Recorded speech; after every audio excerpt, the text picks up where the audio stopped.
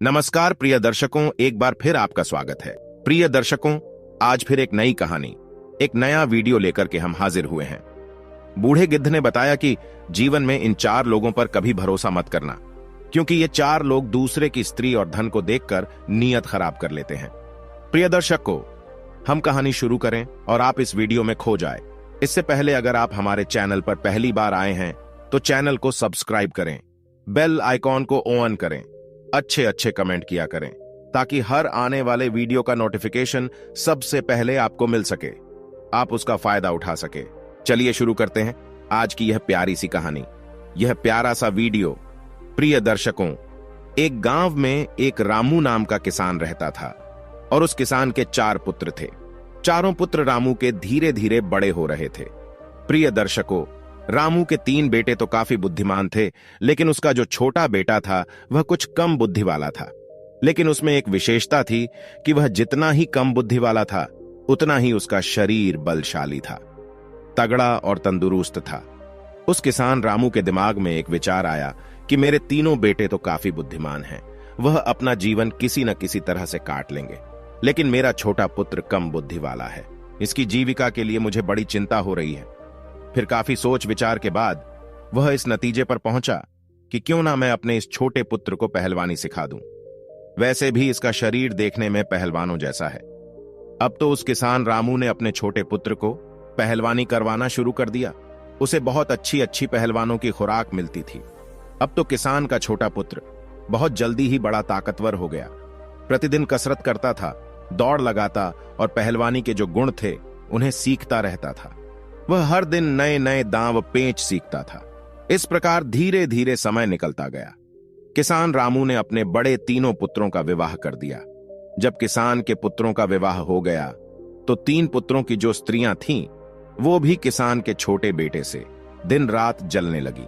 मन में सोचने लगी कि ये छोटा वाला देवर कुछ काम धाम तो करता नहीं है, पूरे दिन पहलवानी करता है और अच्छी अच्छी चीजें खाता रहता है, और हम और हमारे पति तीनों काम धंधे में लगे रहते हैं और ये बैठे बैठे मौज उड़ाता है।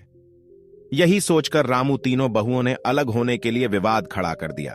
जब अलग होने की जिद करने लगी तो किसान रामू ने मन में सोचा कि अब मुझे अपने छोटे पुत्र का भी विवाह कर देना चाहिए। यही सोचकर उस किसान ने एक बड़ी सुंदर और विद्वान कन्या की तलाश की और उस कन्या के साथ अपने छोटे पुत्र का विवाह संपन्न करा दिया। प्रिय दर्शकों, उस पहलवान की पत्नी इतनी सुंदर थी कि उस पूरे क्षेत्र में कोई भी स्त्री उसके समान सुंदर नहीं थी, और सुंदर होने के साथ साथ वो बड़ी विद्वान थी। उसे 14 विद्याओं का ज्ञान था। अब विवाह होने के बाद चारों पुत्रों को किसान ने अलग अलग कर दिया ताकि घर में किसी बात को लेकर विवाद ना हो। जब चारों बेटे अलग अलग हो गए तो किसान रामू के 3 बड़े बेटे काफी बुद्धिमान थे, इसीलिए वे तीनों अच्छी तरह से कमाने खाने लगे। वो हर काम जानते थे, खेती में भी खूब मेहनत करते थे, इसलिए उनका समय बहुत अच्छे से चल रहा था। परंतु जो पहलवान था उसका तो वही काम था, अच्छा अच्छा खाना और प्रतिदिन पहलवानी करना। अब तो बहुत जल्दी ही उसके ऊपर कंगाली आने लगी। उसकी पत्नी उससे दिन रात लड़ने लगी, कहती थी कि तुम कोई काम नहीं करते हो, दिन भर खाली पड़े रहते हो, खाने को अच्छा अच्छा चाहिए, इस तरह से हमारा गुजारा कैसे होगा। अब तो दोनों पति पत्नी में विवाद होने लगा। प्रिय दर्शकों, उसकी पत्नी जो थी वो काफी बुद्धिमान थी, काफी होशियार थी। एक दिन अपने पति से बोली कि तुम ऐसा करो, इस देश के राजा के पास जाओ और राजा से कहना कि मुझे नौकरी दे दो। तो पहलवान कहने लगा कि यह तुम क्या कह रही हो, मैं तो कोई काम ही नहीं जानता हूं, केवल कुश्ती लड़ सकता हूं और भोजन कर सकता हूं, और कोई काम तो मुझे कुछ आता ही नहीं है। तो राजा के यहां मुझे नौकरी कैसे मिल जाएगी, और मिल भी जाएगी तो मैं वहां क्या काम करूंगा। तो वो पत्नी कहने लगी कि तुम इस बात की चिंता मत करो कि मैं कुछ नहीं जानता हूं, मैं जो कहती हूं वो तुम करो। मेरे कहने से तुम महाराज के पास जाओ और महाराज से कहो कि महाराज, मैं आपके यहां नौकरी करना चाहता हूं। राजा जब तुम्हें नौकरी देने को तैयार हो जाए तो तुम उसके यहां लखटकिया के पद पर नौकरी पर लगना। पत्नी की बात सुनकर पहलवान कहने लगा कि लखटकिया क्या होता है। तब उसकी बुद्धिमान स्त्री समझाने लगी कि देखो, राजा के यहां 1 लाख टका रोज पाने वाला एक नौकर होता है जो हर रोज 1 लाख टका रोज वेतन पाता है। उसका काम यह होता है कि जो काम राजा से न हो सके, उसकी सेना से न हो सके, उसके किसी मंत्री से ना हो सके, तो उस काम को लखटकिया को करना पड़ता है। तो पहलवान बोला कि मैं तो कुछ जानता भी नहीं हूं, फिर मैं उस काम को कैसे करूंगा। तब पत्नी बोली, देखो तुम चिंता मत करो, मैं हूं ना, आप तो बस चले जाओ वहां और महाराज से कहना कि मुझे लखटकिया की नौकरी चाहिए। प्रिय दर्शकों, पहलवान अपनी पत्नी की बात सुनकर उदास मन से राजा के दरबार को चल देता है। जब राजा के दरबार में पहुंचा तो महाराज ने देखा कि बड़ा बलवान पहलवानों जैसा शरीर वाला एक आदमी मेरे दरबार में आया है। तो राजा समझ गए कि शायद यह व्यक्ति नौकरी की तलाश में आया होगा। महाराज ने उससे पूछा कि आप किस लिए आए हैं? तो वह कहने लगा कि महाराज मुझे नौकरी चाहिए। राजा ने पूछा, अच्छा ठीक है, आप हमें बताओ कि आप करोगे क्या, आप क्या कर सकते हो? तब वो पहलवान कहता है, महाराज जो काम आपसे नहीं होगा, जो काम आपकी सेना से नहीं होगा, किसी मंत्री से नहीं होगा, वो काम मैं करूंगा, परंतु इसके बदले में मैं आपसे 1,00,000 टका रोज का वेतन लूंगा। राजा कहने लगा, तो अच्छा लखटकिया की नौकरी करोगे? वो पहलवान कहने लगा, जी महाराज। राजा ने अपने मंत्रियों से विचार विमर्श किया और कहा कि देखो तो जरा, क्या हमसे पहले कभी किसी राजा ने किसी लखटकिया को नौकरी पर रखा है या नहीं? अब तो राजा के मंत्री ने जब पहले दस्तावेजों में देखा तो उन्हें पता चला कि महाराज के पिता ने ही एक लखटकिया को रखा था। तो मंत्री कहने लगा, महाराज आपके पिता ने भी एक लखटकिया को नौकरी पर रखा था। अपने मंत्री की बात सुनकर राजा ने कहा, तो ठीक है, हम भी अपने यहां एक लखटकिया को रखते हैं। यही सोचकर राजा ने उस पहलवान को लखटकिया के रूप में अपने यहां नौकरी दे दी। लखटकिया कहने लगा, तो ठीक है महाराज, आप मुझे रहने के लिए कोई अच्छा सा कमरा दे दीजिए। जब भी कोई ऐसा काम पड़ेगा जो आपसे ना हो, आपकी सेना से ना हो, आपके किसी मंत्री से ना हो, तो आप खबर भेजकर मुझे बुलवा लेना। राजा ने उस पहलवान को अपने यहां जो शाही बाग था उसमें रहने को कह दिया। उस शाही बाग में एक बहुत सुंदर महल बना हुआ था। राजा ने कहा, हे लखटकिया, तुम इस महल में आराम से रह सकते हो। जब मुझे आवश्यकता पड़ेगी तो मैं आपको बता दूंगा। उसी दिन से वह पहलवान 1,00,000 टका वेतन रोज पाने लगा। रहने के लिए उसे राजा की तरफ से एक महल भी मिल गया। अब तो वह पहलवान बड़े ही आराम से उस राजसी महल में रहने लगा। प्रतिदिन पहलवानी करता था, बगीचे में घूमता था और आराम से सो जाता था। धीरे धीरे यूं ही कुछ वक्त बीत जाता है। एक दिन राजा और उसके मंत्री पहलवान से कहने लगे कि आज तुम हमें अपने घर लेकर चलो, हम देखना चाहते हैं कि तेरा घर कैसा है। अब तो वो पहलवान महाराज के आदेश को टाल न सका और मंत्री और राजा को लेकर अपने गांव के लिए चल देता है। वो पहलवान राजा और मंत्री को अपने घर बुला लाता है। पहलवान की पत्नी बड़ी सुंदर थी और बड़ा ही स्वादिष्ट भोजन बनाती थी। उसने देखा कि राजा और मंत्री हमारे घर आए हैं, तो उसने बड़ा ही स्वादिष्ट भोजन बनाया और उन्हें अपने हाथों से परोसा। राजा की नजर पहलवान की पत्नी पर चली गई। पहलवान की पत्नी तो सुंदर थी ही, इतनी सुंदर थी कि राजा की रानी भी उसके सामने कुछ नहीं थी। राजा ये देखकर आश्चर्य में पड़ गया और भोजन करने के बाद महाराज और मंत्री वापस चले आए। अब राजा मंत्री से कहने लगा कि मंत्री, इस पहलवान की पत्नी कितनी सुंदर है, हमारी रानी भी इतनी सुंदर नहीं है। मंत्री ने कहा, हां महाराज, सुंदर तो है, परंतु क्या किया जाए, ये तो अपना अपना नसीब। किसी के नसीब में सोना है तो किसी के नसीब में मिट्टी भी नहीं। राजा बोला, मंत्री मुझे ये बताओ कि हम इसकी पत्नी को पाना चाहते हैं, किस तरह से हम इसकी पत्नी को अपनी पत्नी बना सकते हैं, हमें क्या करना चाहिए? प्रिय दर्शकों, कहते हैं राजा, योगी, अग्नि, जल इनकी उल्टी रीत है, इनसे हमेशा बचकर चलो। राजाओं के उलटे नियम होते हैं। राजा और मंत्री सोचने लगे, पहलवान की पत्नी को राजा के महलों में कैसे लाया जाए। अब तो वे उसी दिन से पहलवान की पत्नी को हड़पने का षड्यंत्र रचने लगे। धीरे धीरे कुछ समय और बीत जाता है।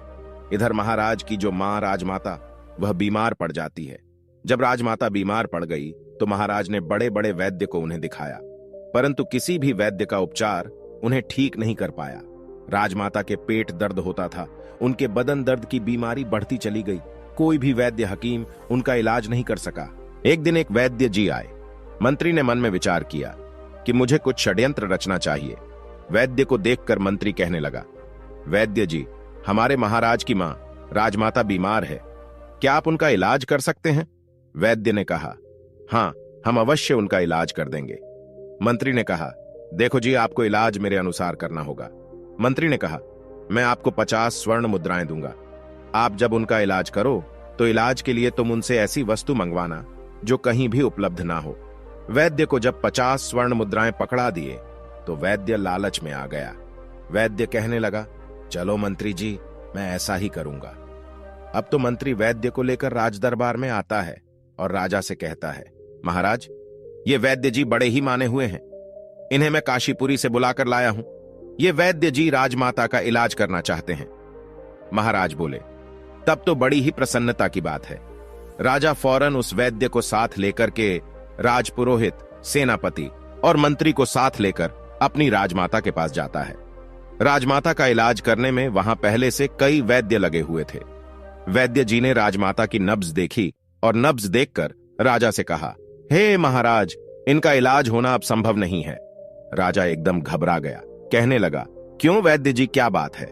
वैद्य जी ने कहा, हे राजन, आपकी माता को सिर्फ एक ही वस्तु ठीक कर सकती है। राजा कहने लगा, बताओ वो है क्या? वैद्य बोला, वो वस्तु बड़ी ही दुर्लभ है, इतनी आसानी से नहीं मिल सकती। राजा बोले कि आप बताओ तो सही, मैं उस औषधि को कुछ भी करके ढूंढ कर लाऊंगा। तब वैद्य जी ने बताया कि महाराज, यदि आप 4 हो रोबीला मंगवा दो तो आपकी मां ठीक हो सकती है। 4 हूर बीला को मंगाकर आप उनका तेल निकलवाएं और उस तेल की मालिश राजमाता के शरीर पर करवाएं। राजमाता बहुत जल्दी स्वस्थ हो जाएंगी। वैद्य की बात सुनकर के राजा मन में विचार करने लगा कि अवश्य हम उस हूर बीला जानवर को मंगवाएंगे। वो कहां मिलता है? वैद्य कहने लगा, वो हूर बीला हिमालय के जंगलों में मिलते हैं। वही वैद्य राजमाता का इलाज करने में लग जाता है। और महाराज दरबार में आते हैं। दरबार में आकर महाराज ने अपने समस्त सभासदों को बुलाया, मंत्रियों को बुलाया, सेनापतियों को बुलाया और उनसे कहा कि कोई भी ऐसा योद्धा है जो हूर बीला नाम के जानवर ला सके। ये बात सुनकर के कुछ समझदार व्यक्ति कहने लगे, महाराज, ये हूर बीला क्या होता है? हमने आज तक तो ये नाम नहीं सुना। राजा कहने लगे, ये कोई एक प्रजाति का जानवर है जो हिमालय के जंगलों में रहता है। राजा की बात सुनकर के संपूर्ण दरबारी चुप हो गए, क्योंकि जिस हूर बिला की बात राजा कर रहे थे, आज तक किसी ने उस जानवर को नहीं देखा था। अब तो राजा उन्हें चुपचाप देखकर मंत्री से कहने लगे कि मंत्री, ऐसे तो काम नहीं चलेगा। राजमाता को बचाने के लिए हमें हूर बीला जानवर को लाना ही होगा। मंत्री कहने लगा, महाराज, ये बड़ा अच्छा मौका है। जो पहलवान हमारे यहां 6 महीने से केवल बैठे बैठे तनख्वाह ले रहा है, वो किस दिन काम आएगा? क्यों ना ये हूर बीला उसी से मंगाया जाए। आप उसे बुलाकर उससे कहे कि वो 2 महीने के अंदर हूर बीला को लाकर दे, नहीं तो उसे फांसी पर चढ़ा दिया जाएगा। और महाराज, इस तरीके से वह हूर बीला को लेने जाएगा।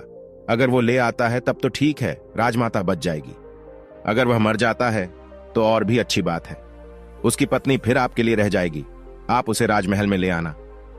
राजा की नीयत तो पहले से ही पहलवान की पत्नी पर थी। राजा कहने लगा, वाह मंत्री, क्या अच्छा सुझाव दिया है। पहलवान अभी हूर बिला नहीं ला सका तो हम उसको फांसी पर चढ़ा देंगे, क्योंकि वो 6 महीने से लाख टका रोज ले रहा है। अब तो राजा ने बिना देर किए 4 सिपाही भेजे और पहलवान को अपने दरबार में बुला लिया। पहलवान महाराज के दरबार में आ जाता है। महाराज ने कहा कि हे पहलवान, तुम काफी समय से बैठे बैठे वेतन ले रहे हो, अभी तक कोई काम तुमने हमारा नहीं किया है। अब एक आवश्यक काम आ गया है। पहलवान बोला, महाराज आज्ञा कीजिए, मैं अवश्य करूंगा। तब राजा कहता है कि हमें 4 हूर बीला की जरूरत है, उनका तेल निकलवाना है और तेल निकलवा कर राजमाता के शरीर पर मालिश करनी है, जिससे उनकी बीमारी दूर हो सके।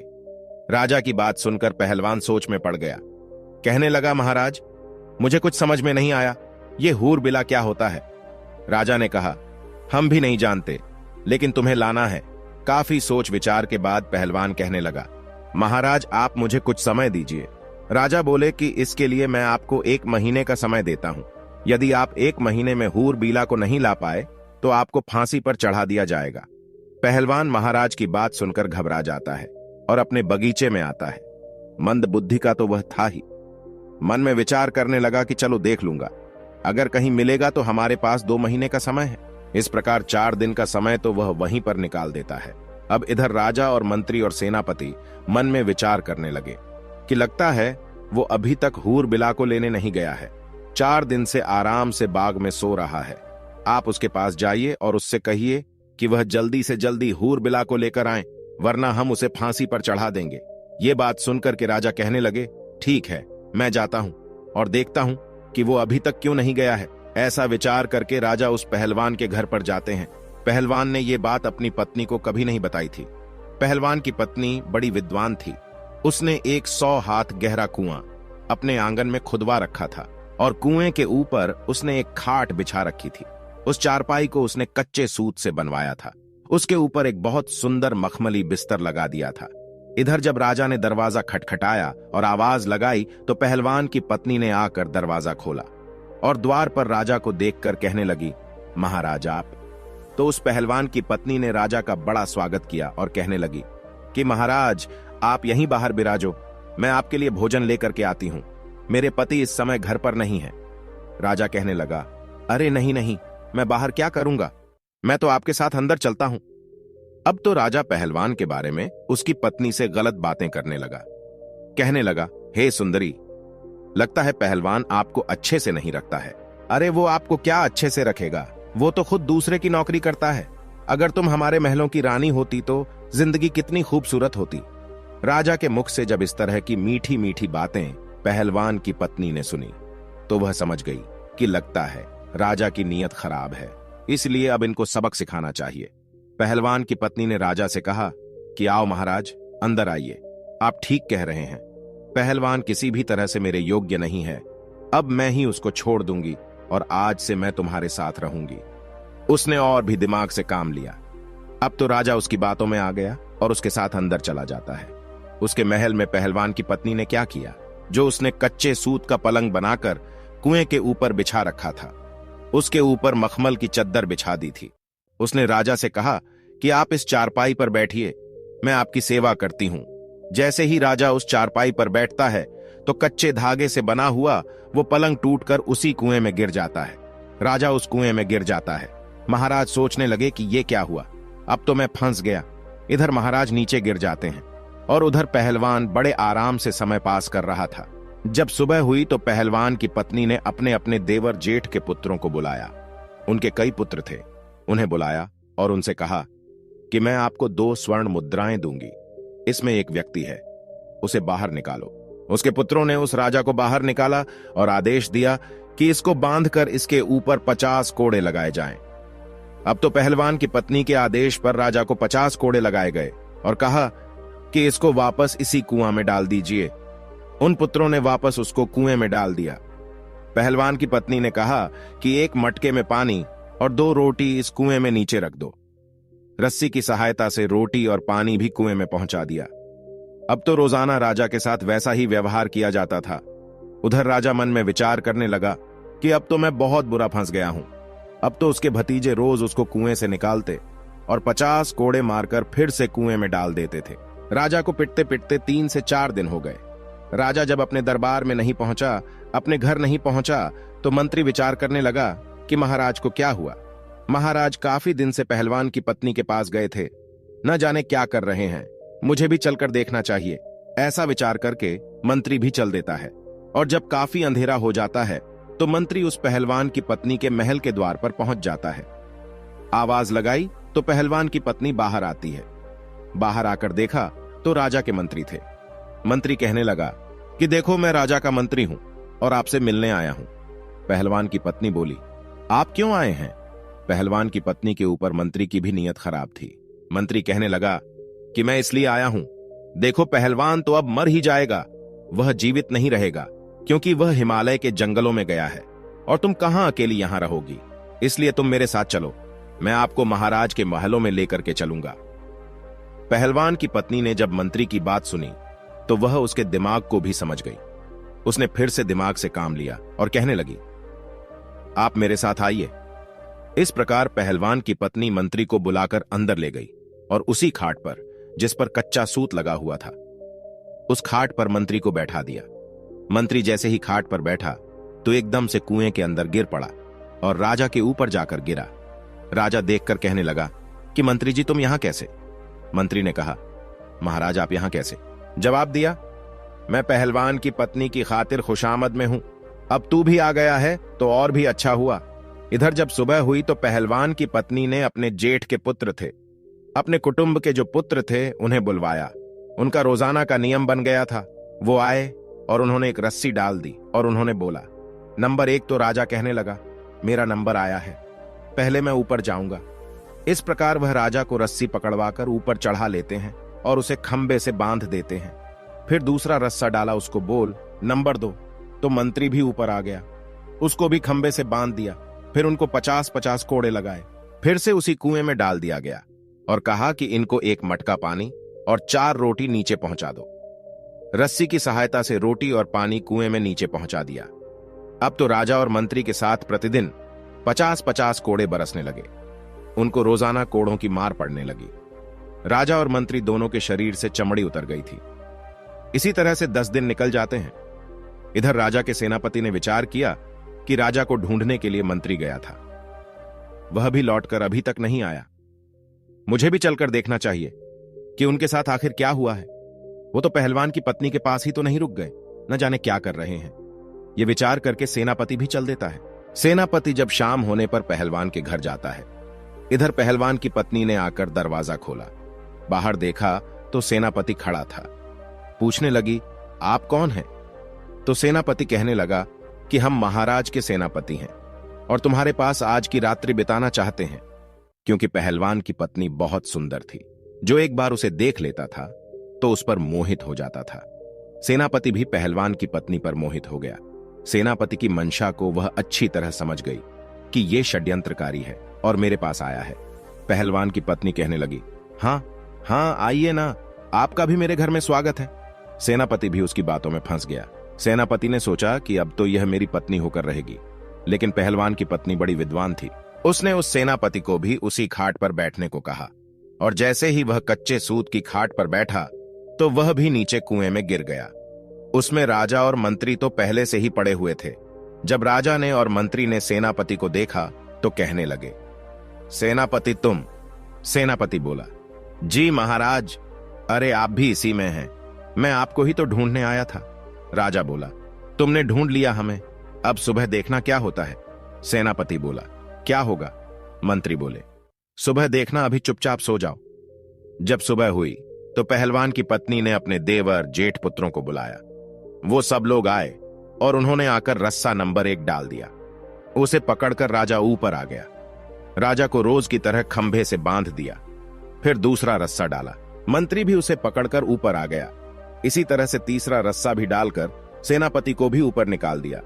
इस प्रकार से पहलवान की पत्नी ने आदेश किया कि कैदी नंबर 1 को 25 कोड़े लगाए जाएं, कैदी नंबर 2 को 200 कोड़े मारे जाएं और कैदी नंबर 3 को 300 कोड़े मारे जाएं। पहलवान की पत्नी की बात सुनकर उन सभी पुत्रों ने कोड़े मारने शुरू कर दिए। कोड़ों की मार पड़ने से उनकी चमड़ी निकल आई। कोड़े मारने के बाद रस्सियों के सहारे उन्हें उसी कुएं में फिर लटका दिया। उसके बाद उन्हें पीने के लिए मटके का पानी और 6 रोटी उसमें डाल दी। धीरे धीरे समय निकलता गया। राजा, मंत्री और सेनापति तीनों को प्रतिदिन मार पड़ती थी। उनकी पीठ पर रोज कोड़े बरसते थे। अब तो वह बड़े परेशान होने लगे। कहां वह पहलवान की पत्नी को लेने आए थे और कहां उल्टे उनकी ही जान के लाले पड़ गए। अब एक दिन कोतवाल, जो राजा के कोतवाल थे, उन्होंने मन में विचार किया कि चलिए मैं भी चलकर देखता हूं कि महाराज और मंत्री और सेनापति जी अभी तक क्यों नहीं आए। जो भी पहलवान की पत्नी के पास जाता है वो लौटकर क्यों नहीं आता है। न जाने क्या कर रहे हैं वे लोग, मैं चलकर देखता हूं। ये विचार करके कोतवाल भी चल देता है। वो घोड़े पर बैठा और चल दिया। कोतवाल ने मन में विचार किया कि मैं चलकर देखता हूं कि महाराज, सेनापति और मंत्री तीनों पहलवान की पत्नी के पास रुककर क्या कर रहे हैं। ऐसा क्या है वहां? ऐसा विचार करके कोतवाल अंधेरे में पहलवान के घर जाते हैं और उसने दरवाजा खटखटाया। आवाज लगाई तो पहलवान की पत्नी समझ गई, लगता है कोई राजा के यहां से कोई आया है। उसने दरवाजा खोला तो देखा द्वार पर कोतवाल खड़ा है। यह देखकर पहलवान की पत्नी कहने लगी कि तुम कौन हो? तो उसने बताया कि हम कोतवाल हैं, राजा के यहां से आए हैं। कोतवाल ने जब पहलवान की पत्नी को देखा तो वो भी उसकी सुंदरता पर लट्टू हो गया और वो भी उसी के घर रात में रुकना चाहता था। पहलवान की पत्नी बोली कि आपका स्वागत है। उसी रात कोतवाल को भी ले जाकर उसी कच्चे सूत के पलंग पर बैठा दिया और जैसे ही कोतवाल चारपाई पर बैठा एकदम से नीचे कुएं में गिर गया।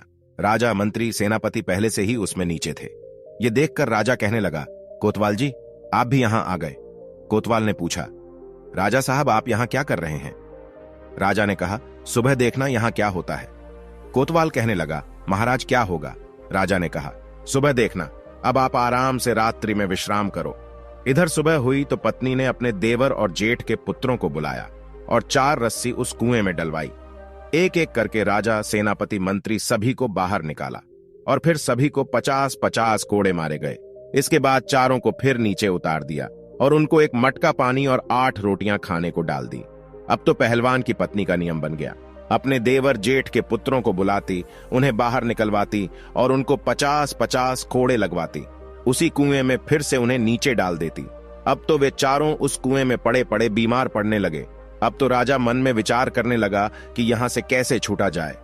अब वे मन ही मन बहुत दुखी हो रहे थे। इधर पहलवान मन में विचार करने लगा कि अब मैं हूर बीला को कहां से लाऊं? अगर नहीं ले गया तो राजा निश्चित ही मुझे फांसी पर चढ़ा देगा। सोचने लगा, चलो अपनी पत्नी के पास चलता हूं, यदि वह कोई उपाय बता दे तो शायद मैं इस मुसीबत से निकल सकता हूं। निराश हृदय से पहलवान अपनी पत्नी के पास जाता है। जब अपने पति का चेहरा उदास देखा तो उसकी पत्नी पूछने लगी, ऐसा क्या कारण है जो आपका चेहरा इतना उदास है? तो वो कहने लगा, अब मुझे राजा फांसी की सजा देने वाला है। उसकी पत्नी ने पूछा, क्यों जी, राजा आपको फांसी पर क्यों चढ़ाएंगे? पहलवान ने कहा कि उसने मुझे ऐसा काम बताया है जो मुझसे होगा ही नहीं। पहलवान की पत्नी बोली कि बताओ तो सही, राजा ने तुम्हें क्या काम बताया है जिसको लेकर आप इतने चिंतित हैं? पहलवान ने सारी बात अपनी पत्नी को बताई और कहा कि महाराज ने मुझसे 4 हूरबिला मांगे हैं और वे हूरबिला हिमालय के जंगलों में मिलते हैं। राजा उनका तेल निकलवाएंगे। राजमाता बहुत बीमार है, उस तेल से राजमाता की मालिश की जाएगी। पत्नी कहने लगी, बस ये छोटी सी बात है, मैं तो घबरा गई थी, पता नहीं कौन सी बात होगी। अरे ऐसे हूरबिला तो हमारे जंगलों में काफी है, मैं अपने बालकों से कहकर पकड़वाकर आपको दे दूंगी। आप तब तक 4-5 दिन के लिए अपने ससुराल चले जाओ, उन्होंने आपको बुलाया है। पहलवान अपनी पत्नी के कहने पर अपने ससुराल चला जाता है। मंदबुद्धि का तो वह था ही। वो मन में विचार करने लगा, इसका मतलब मेरी मुसीबत मेरी पत्नी दूर कर देगी। इधर पहलवान की पत्नी ने अपने जो बच्चे थे, देवर जेठ के पुत्र, उन्हें आदेश दिया। उनसे कहा कि आप कुछ पंखों की व्यवस्था करो, चिड़िया के, कबूतर के, मोर के, समस्त पक्षियों के पंख ज्यादा से ज्यादा लेकर के आओ और एक कमरे में उन पंखों को भर दो। उसके देवर जेठ के पुत्र वो छोटे छोटे बालक ही थे। उन्होंने 2 दिन में ही कमरा पंखों से भर दिया। जब तीसरा दिन हुआ तो पहलवान की पत्नी ने अपने देवर जेठ के पुत्रों को बुलाया और उनसे कहा कि आप 2 क्विंटल तारकोल की व्यवस्था करो। इस प्रकार से तारकोल की व्यवस्था की गई। फिर उसके बाद उसे गर्म किया गया और गर्म करके जब वह पतला हो गया तो उसे ठंडा करने रख दिया। ठंडा हो जाने पर उसे एक बड़ी कड़ाही में भरकर रख दिया। जब तारकोल ठंडा हो गया तो उसे एक बड़ी कड़ाही में भरकर रख दिया। फिर उसके बाद उस कुएं में 1 नंबर रस्सा डाला गया तो राजा सोचने लगा, अरे आज तो मुझे दोपहर से ही बुलाया जा रहा है, रोजाना तो सुबह पिटाई होती थी, अभी तो दोपहर का समय है, क्या आज फिर मार पड़ने वाली है? तो राजा चुपचाप से ऊपर चढ़ जाता है। पहलवान की पत्नी वहां डंडा लेकर के बैठी थी। उसने राजा से कहा कि यह कढ़ाई रखी है, इसमें स्नान करो, यदि ज्यादा आनाकानी की तो इस डंडे की मार पड़ेगी। राजा चुपचाप डर के मारे उस तारकोल से भरे कढ़ाई में घुस जाता है और जब वह बाहर निकला तो संपूर्ण शरीर पर तारकोल लिपट गया। पहलवान की पत्नी बोली, इस कमरे में जाइए और इसमें आराम से लेट जाइए। राजा को उस कमरे में भेज दिया गया जिसमें हजारों पक्षियों के पंख पड़े थे। राजा जैसे ही उस कमरे में लेटा तो पक्षियों के सारे पंख उनके शरीर से चिपक गए। राजा जैसे ही उस कमरे में लौटे तो पूरे शरीर से पंख ही पंख चिपक गए। इसके बाद राजा को एक लोहे के खूंटे से बांध दिया। इस तरह से नंबर 2 रस्सा डाला गया। मंत्री को बुलाया गया। मंत्री सोचने लगा, अब मुझे बुलाया जा रहा है, राजा साहब अभी तक नीचे नहीं आए, हो सकता है उन्हें छोड़ दिया हो, लगता है आज हम सबको रिहा किया जा रहा है। तो मंत्री बड़ी जल्दी जल्दी ऊपर चढ़कर आ जाता है। ऊपर चढ़कर जब आया तो देखा कि पहलवान की पत्नी डंडा लेकर बैठी हुई है। मंत्री से कहा, चलो इस कढ़ाई में स्नान करो। मंत्री गिड़गिड़ाने लगा, परंतु पहलवान की पत्नी ने उसे बलपूर्वक उस कढ़ाई में गिरा दिया। जैसे ही कढ़ाई में मंत्री जी गिरे तो वो भी कोलतार में पूरे नहा गए। संपूर्ण शरीर काला हो गया, पूरे शरीर पर तारकोल चिपक गया। फिर उसके बाद मंत्री को भी उसी कमरे में भेजा गया जिसमें पंख पड़े हुए थे और उनसे लेटने को कहा कि जाकर उस कमरे में सो जाओ। जैसे ही मंत्री उस कमरे में जाकर लेटा तो पूरे शरीर पर उसके पक्षियों के पंख चिपक जाते हैं। मुंह पर, कान पर कहीं भी कुछ दिखाई नहीं देता है। इसके बाद उन्हें भी एक दूसरे खूंटे से बांध दिया। इसी तरह से चारों को निकाल दिया और तारकोल में स्नान कराया। उसके बाद कमरे में भेजकर कमरे में लिटाया गया। चारों के शरीर से पक्षियों के पंख चिपक गए। फिर चारों को अलग अलग लोहे के खूंटे से बांध दिया गया। इस प्रकार से मित्रों, जब 4 दिन बीत गए, उधर वो पहलवान अपने ससुराल से लौट कर आता है और आकर अपनी पत्नी से कहता है कि अब बताओ कि वह हूरबीला कहाँ है। मुझे महाराज से डर लग रहा है। 2 महीने का समय पूरा होने वाला है, नहीं तो राजा मुझे पूरे परिवार सहित फांसी दे देगा। तब उसकी पत्नी बोली कि आप इतना क्यों घबरा रहे हो? देखो, मैंने पहले ही आपकी व्यवस्था कर दी है। चारों हूरबिला अंदर बंधे हैं। पहलवान ने देखा कि बड़े ही विचित्र 4 जानवर बंधे थे। देखने में इंसान जैसे लग रहे थे। शरीर काला था, जगह जगह पर पूरे शरीर में रंग बिरंगे भांति भांति के पंख लगे हुए थे। अब तो पहलवान बड़ा प्रसन्न होता है। पहलवान की पत्नी बोली कि आप इन्हें ले जाइए और एक डंडा लेकर जाना।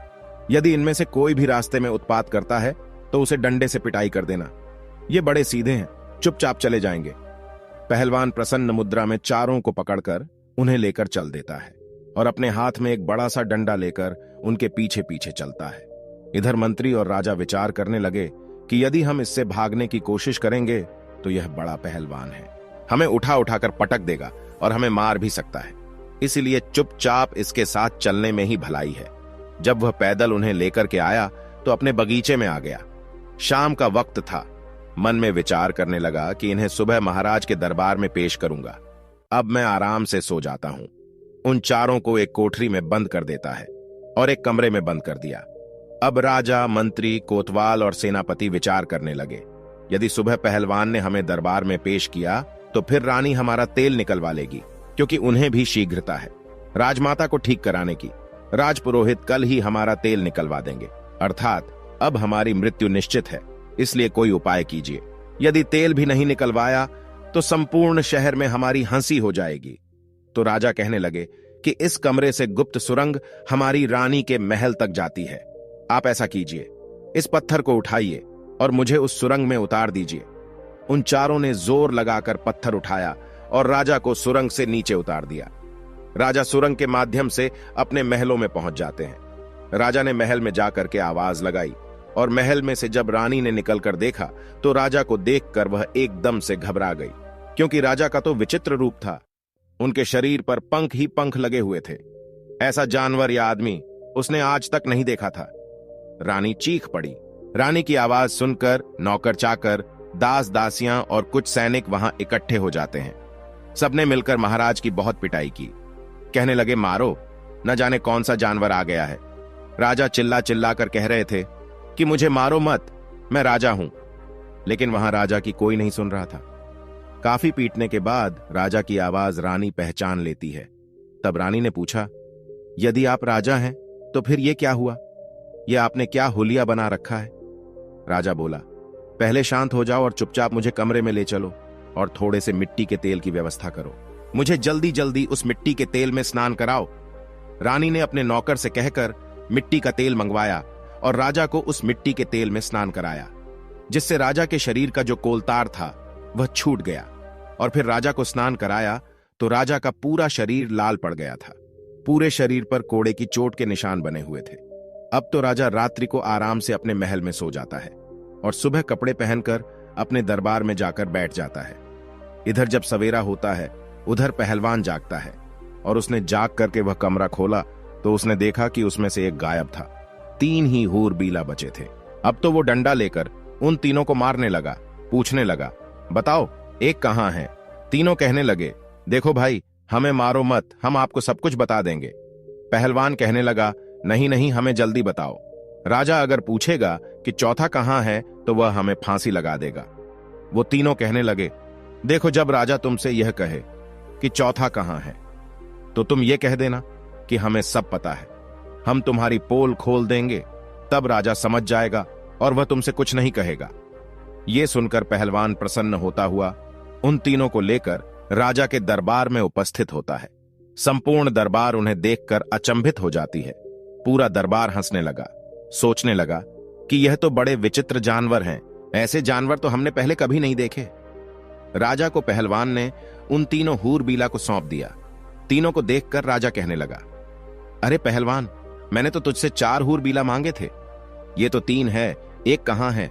मैं तुम्हें अभी फांसी पर चढ़ा दूंगा।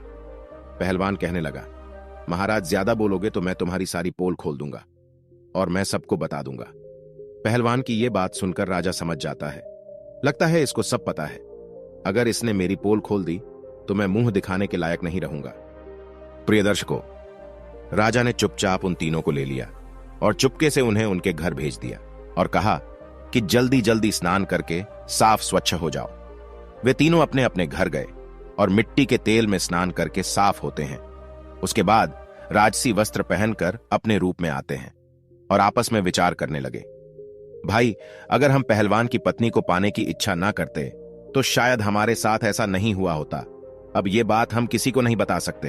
अगर पहलवान और उसकी पत्नी से बदला लेते हैं तो भी यह बात रानी को और पूरे नगर में फैला देंगे, इसलिए इस रहस्य को गुप्त ही रखना ठीक है। इस प्रकार उन्होंने पहलवान को कुछ नहीं कहा और पहलवान आनंद से राजा के यहां नौकरी करता रहा।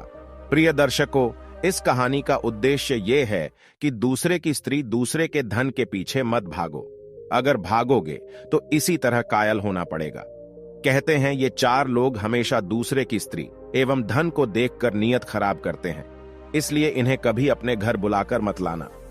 नंबर 1, जो कामी और लालची हो, जिन्होंने कभी धर्मशास्त्रों को ना पढ़ा हो और ना सुना हो, जिन्होंने कभी किसी को अपना आदर्श नहीं माना, जो धर्म से अनभिज्ञ हैं, जिनका मन चंचल है, जिन्हें ईश्वर का भय नहीं होता, जो पशु वृत्ति वाले हैं। ऐसे लोग हमेशा दूसरे की स्त्री और दूसरे के धन को देख नियत खराब करते हैं। इसलिए दूसरे की स्त्री और धन के पीछे मत भागो, वरना व्यर्थ की मुसीबत में पड़ जाओगे। प्रिय दर्शकों, हमारी आज की कहानी, आज का वीडियो यहां समाप्त होता है। हम उम्मीद करते हैं कि आपको यह कहानी पसंद आई होगी और आप इससे ढेर सारी प्रेरणा लेंगे। मिलते हैं अगली ज्ञान चर्चा के साथ अगले वीडियो में। तब तक के लिए नमस्कार, धन्यवाद।